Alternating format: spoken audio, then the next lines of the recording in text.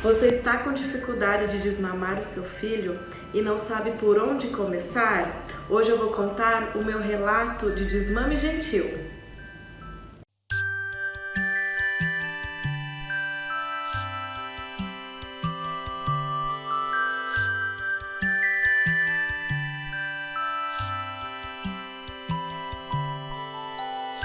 Eu sou Vivian Góes, diretora do Meu Maternar, e vou conversar com vocês sobre o desmame gentil. Vou contar o meu relato de como aconteceu esse desmame.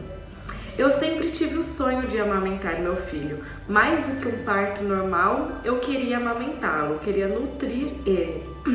Mas como todas as mulheres, como todas as puérperas, as dificuldades na amamentação são maiores do que no parto.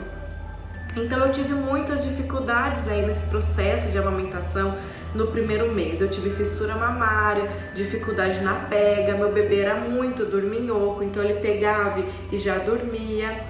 O ganho de peso dele demorou para engrenar, eu tive uma super rede de apoio, eu trabalho com laser terapia, mas tive a Thaís e a Caroline, que é da equipe do Meu Maternar, para me ajudar nesse processo, e também uma pediatra maravilhosa, que me ajudou muito, que pesava meu filho a todo momento, toda semana, para ver como que estava esse ganho de peso. Porque ele ganhava, ele não chegou a perder peso, mas ele ganhava bem menos do que a média. Acabei fazendo complementação com o meu próprio leite, então eu dava a minha mama e depois eu complementava ele com o meu próprio leite no copinho. E depois eu consegui desmamar esse complemento do meu próprio leite, porque ele começou a ganhar peso. E aí foi embora, Começou a ser prazeroso a amamentação, sempre foi algo que eu gostei muito, nunca foi um peso para mim acordar de madrugada, amamentar em livre demanda, isso nunca foi um peso para mim. Pelo contrário, foi algo muito prazeroso, que era meu sonho, e a minha vontade era amamentá-lo até 2 anos de idade. Só que o tempo foi passando, chegar até 2 anos, tá começando, esse tempo passou e a gente começou a chegar nos 2 anos e meu filho cada dia mais esperto, começou a andar, começou a falar, ele diminuiu bastante as mamadas por conta da alimentação, que ele sempre comeu muito bem. Eu nunca dei para ele nenhum tipo de complemento de fórmula, nem de leite. Então era mais o mamar mesmo, o TT do leite materno.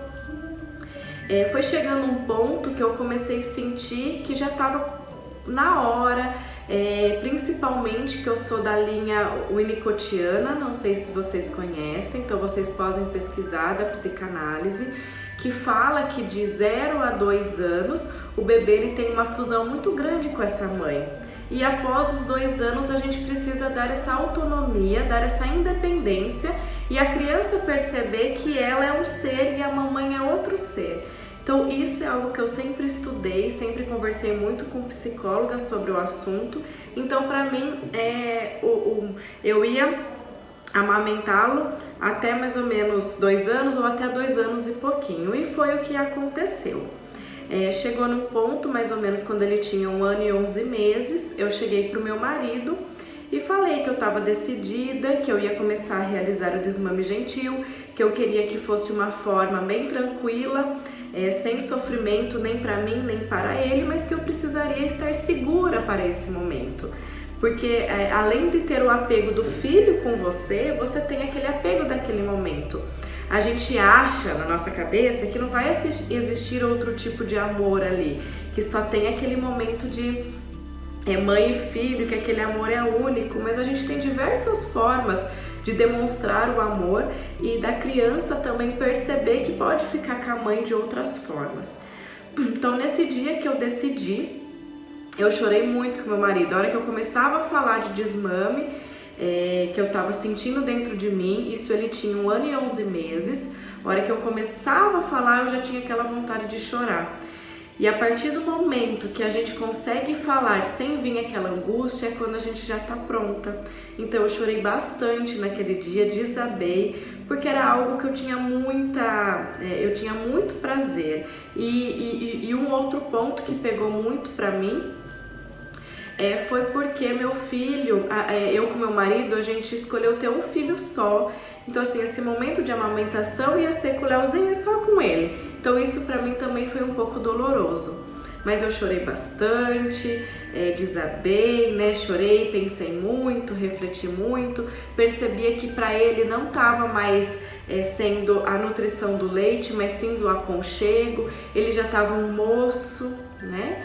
Então, por conta disso, eu decidi, num processo lento, porque no meu pensamento o desmame ele precisa ser lento, e decidi com meu marido que eu ia começar de dia, que a gente ia fazer o desmame primeiro de dia e depois eu ia pra noite.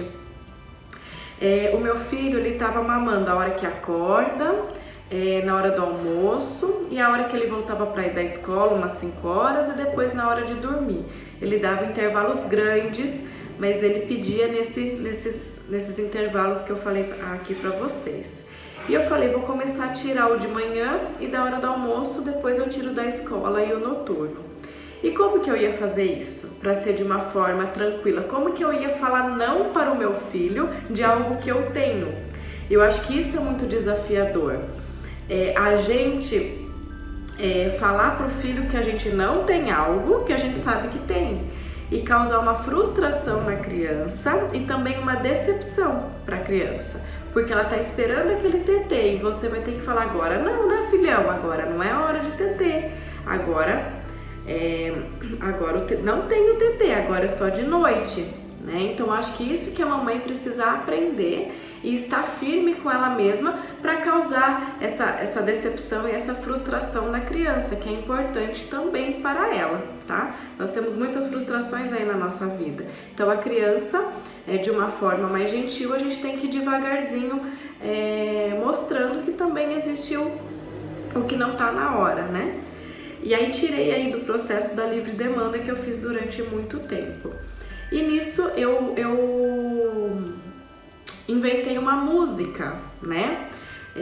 O meu filhinho sempre fez aula de música aqui em Piracicaba, numa escola que chama Momento Musical, e eles cantam uma música para dar tchau. E eu usei essa mesma música para inventar uma música para o Tetê, e foi o que deu certo, né? 1 ano e 11 meses, a criança já tem muita compreensão do que você está falando, então isso facilitou o meu processo de desmame, né? E por isso também que eu queria chegar a quase 2 anos, porque eu sabia que ia ter essa facilidade de compreensão da criança, do que uma criança de 1 ano e 2, por exemplo. Vou cantar a musiquinha aqui para vocês, que foi o que facilitou o meu processo. Então a musiquinha é assim: tchau, tchau, tchau, tchau, tchau, tchau, o tetê tá terminando. Tchau, tchau, tchau, tchau, tchau, tchau, o Leozinho tá um moço. Então eu sempre fui cantando dias antes pra ele, mas ainda dando tetê, até que um dia, quando ele vinha pedir, eu falava, como que é a musiquinha mesmo, filho?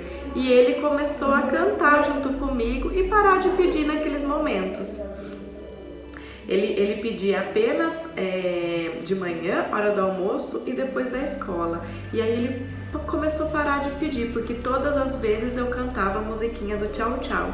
Então isso foi um processo bem, para nós, lento, gradual, mas sem sofrimento. Porque ele falava, mamãe, tetê. E eu já começava, como que é mesmo, filho, a musiquinha?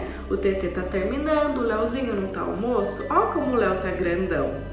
Né? Então isso fez ele parar de pedir durante o dia. Aí a gente só ficou com o tetê da noite. E que desafiador, né? Tirar o tetê noturno.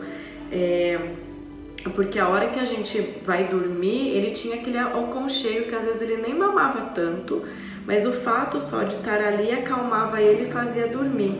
E muito mais desafiador é a mãe fazer dormir de outra forma.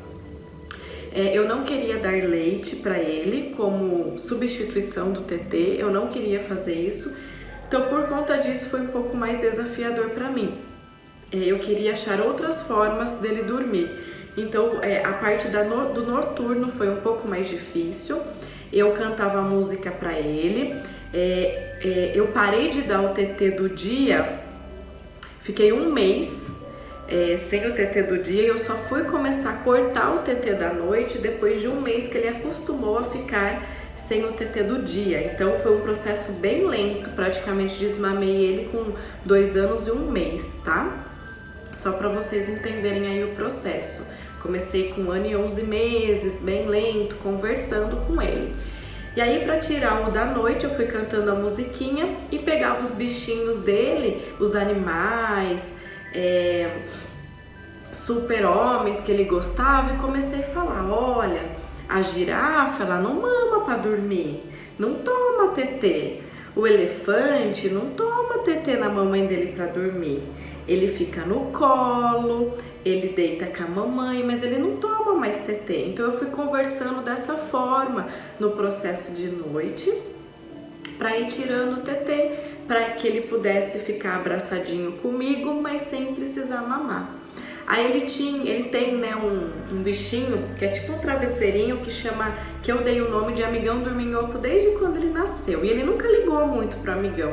Mas aí nesse processo do desmame ele começou a aprender a dormir abraçadinho com o Amigão. Então eu falava: o Amigão vai dormir com você, com a mamãe, mas o Amigão também não precisa de TT para dormir. E aí devagarzinho ele foi entendendo. Quando eu falei não a primeira vez, ele chorou um pouco, mas eu consegui adormecer sem ele consegui fazê-lo adormecer sem ele mamar. No outro dia a mesma coisa. E para finalizar mesmo esse processo da parte noturna de fazê-lo dormir, foi uma moça que eu assisti pelo Instagram, e desse processo aí do desmame, com a ajuda também da Carol, fonoaudióloga. A gente fez, como ele adora pintar, como ele já estava com 2 anos e adora pintar, eu fiz um calendário de 5 dias e fui falando para ele: a hora que chegar nesse dia aqui, ó, nesse último dia, a mamãe não vai mais dar TT à noite, tá bom? Então você vai dormir sem mamar. Eu tava intercalando, tinha noite que eu conseguia fazê-lo dormir sem mamar, mas quando eu percebia que ele tinha necessidade, eu ainda dei um pouquinho para ele. Mas aí eu fiz esse calendário, que eu ia sempre dar um pouquinho, contando até 10 por dia, e no último dia eu não ia dar mais. E a gente ia pintando cada dia de uma cor. E como ele adora a cor azul, eu falei que o último dia a gente ia pintar de azul, que ia finalizar essa parte, né? E o TT ia acabar. E foi o que eu fiz. Então eu fiquei alguns dias, para vocês entenderem melhor, eu fiquei alguns dias cantando a música, falando dos amiguinhos dele, dos bichinhos, mas ele ainda mamava um pouquinho. Tinha noite que eu conseguia tirar, mas sempre contando até 10. A mamãe vai contar até 10, a hora que der o 10 você para, né? E aí na outra semana eu fiz esse calendário. Ele também mamava até 10 no primeiro dia. Aí no segundo dia eu falei que não tinha mais TT, que era pra gente pintar. E até chegar o último dia, que é o dia que é o azul, que é a cor favorita dele, eu falei que o TT terminou, né? Não tinha mais TT para dormir. Mas nessa semana ele já foi se aconchegando ali no meu colo para dormir de outra forma. Isso acabou sendo mais fácil, foi mais ou menos uns 15 dias aí de processo, mas que não foi um processo dolorido para ele nem para mim, foi um processo lento. E junto com esse término da noite, eu também tirei o da madrugada. Então, quando ele acordava de madrugada, eu falava: o Amigão Dorminhoco tá aqui, a mamãe tá aqui, você pode abraçar a mamãe, ficar com a mãozinha aqui na mamãe, que a mamãe tá aqui com você. E ele adormecia, sem precisar do TT. Então, isso foi um processo aí de 15 dias, que foi feito lentamente. À noite, na madrugada, eu sempre ia falando isso. Tinha dias que ele até demorou um pouquinho para adormecer na madrugada novamente, mas acabava adormecendo. E qual ele sentia mais falta e que ele pedia mais é esse da hora de dormir, que eu fiz esse cenário com esses amiguinhos e essa forma aí de pintar em um calendário, quando eu decidi que ia terminar mesmo. Então, quando a mãe decide que vai terminar mesmo, são 5 dias, né? Vai pintando, né, cada dia de uma cor, e a hora que termina, você tem que falar que terminou mesmo o TT. E aí não pode voltar atrás. Então na outra semana ele pediu pra mim, eu falei: não, lembra que a gente pintou e o último dia foi a cor azul, e quando a gente pintou, a gente combinou que o TT terminou. Não tem nenhum amiguinho seu daqui, né, do seu quarto, mama para dormir. E aí eu sempre ia relembrando o que a gente tinha feito e por conta disso ele parou de pedir. Então eu queria dar essas dicas, contar meu relato, e dentro do meu relato teve várias dicas aí de um processo de desmame gentil. Lembrando que essa é a minha história, cada criança é de um jeito, cada família é de um jeito, cada mãe é de um jeito e cada pai é de um jeito. Precisa ter a compreensão dos pais e uma sintonia entre o pai e a mãe. Meu marido foi muito firme comigo, ele falou, quando você decidir, então você tem que ser firme, mas faça lento. E foi o que eu fiz.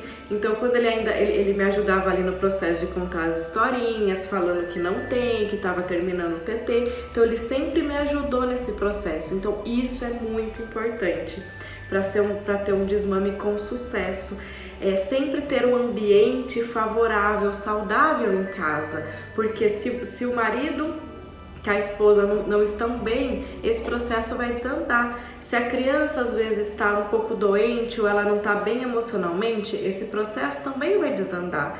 Então precisa ser num período que esteja tudo bem para o casal e tudo bem para a criança. Né? Não dá para desmamar junto aí com uma adaptação da escola, precisa esperar se adaptar da escola para depois fazer o desmame. E para mim a sequência seria essa, né? Fazer o desmame para depois, agora o nosso próximo passo é o desfraude. Espero que eu tenha ajudado vocês. Um grande beijo e até a próxima!